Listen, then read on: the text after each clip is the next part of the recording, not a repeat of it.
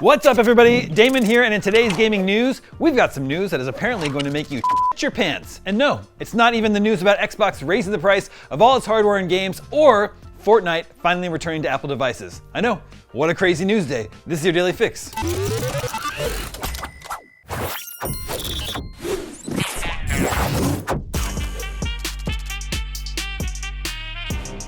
Xbox games and hardware are about to get a lot more expensive. In an announcement today, Microsoft said it will be raising prices on Xbox consoles, controllers, headsets, and some games. The price hike for consoles and accessories kicks in today, May 1st. And while game prices will stay the same for now, we should expect to see Xbox charging $80 for new, first-party games later this year during the holiday season. Price increases are taking effect globally, with the exception of headset prices, which are only going up in the US and Canada. All Xbox hardware is increasing by different amounts, so I'm about to throw a lot of numbers at you. So here we go. The Xbox Series X is going up $100, so it now costs $600. The Xbox Series X 2TB Galaxy Special Edition was already $600, and now it costs $730. Yep, more than a PS5 Pro. The Xbox Series X Digital Edition was $450, now it's $550. The Series S is going up too. The 512 gig and the 1TB version are both up $80, so now $380 and $430 respectively.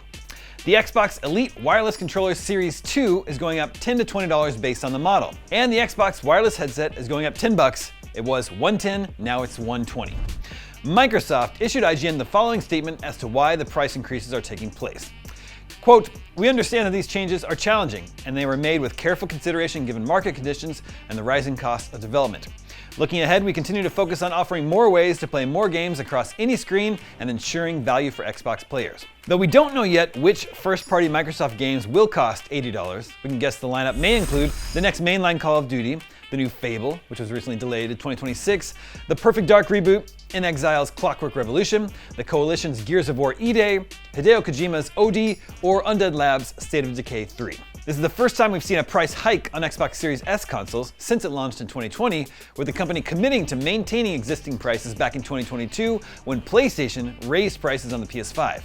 However, Xbox raised the price on the Xbox Series X in 2023 in most countries, but not the US, and it has raised prices globally on Xbox Game Pass multiple times now. Now, I understand we live in completely insane economic times, and US tariffs are going to make life difficult for everyone, but Xboxes weren't exactly flying off shelves to begin with. It's being outsold by PlayStation 5 by a factor of 3 to 1. I did not go to business school, I'm a theater major.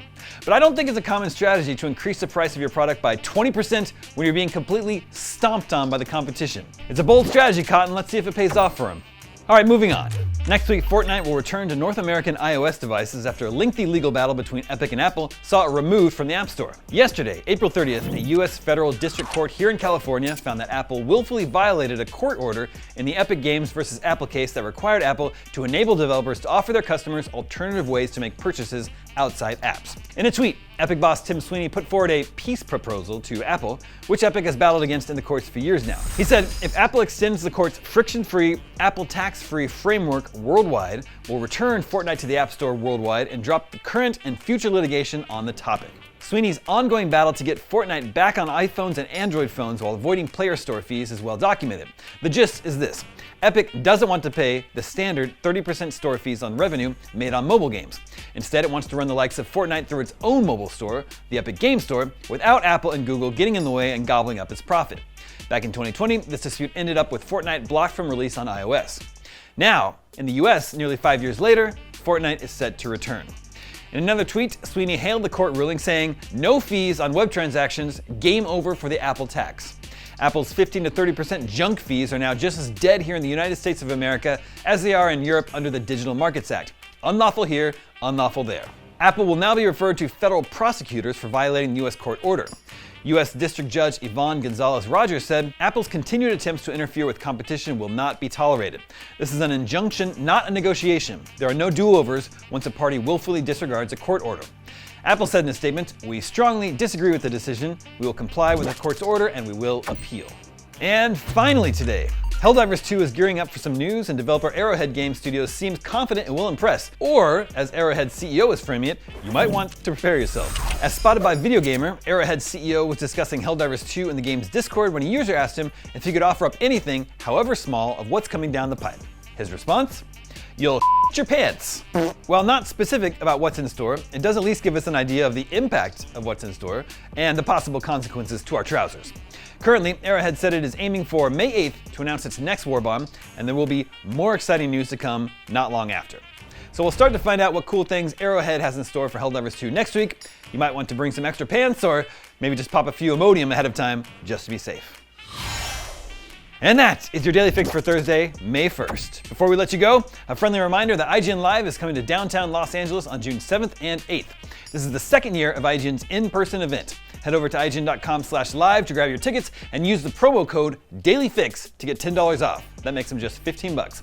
I'll be there. I'd love to see you there too. And if you're looking for another great deal, there's also the Id and Friends Humble Bundle, which gets you a pile of great games for just 28 bucks, including Doom Eternal, Doom Eternal's Year 1 Pass, Wolfenstein 2 The New Colossus, Doom 2016, Doom and Doom 2, Wolfenstein The New Order, Wolfenstein The Old Blood, Doom 3, Doom 64, and you'll get 10% off Doom The Dark Ages. As always, your donation goes to a good cause. You can get in on this deal at humblebundle.com. I'm Damon Hadfield, and for all your video game news, stay tuned to IGN.